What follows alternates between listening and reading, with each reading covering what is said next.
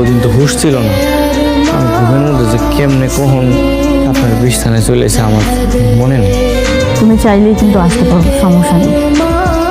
Madam, সবাই জানে যে আপনি আমার স্ত্রী, আমি আপনার স্বামী, কিন্তু আমি তো জানি আপনি মনে মনে আমার স্বামী হিসেবে মানেন না।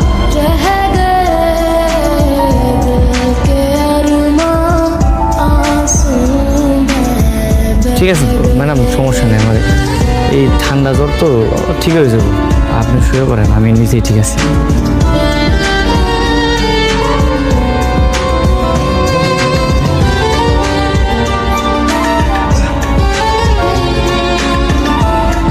আচ্ছা শোনো, কালকে আমার ফ্রেন্ডের বার্থডে, তুমিও কিন্তু আমার সাথে যাবে। ঠিক আছে। আর এই গোলাম গেটাপে না, সুন্দর করে সাহেবের মতো করে যাবে। আচ্ছা ঠিক আছে।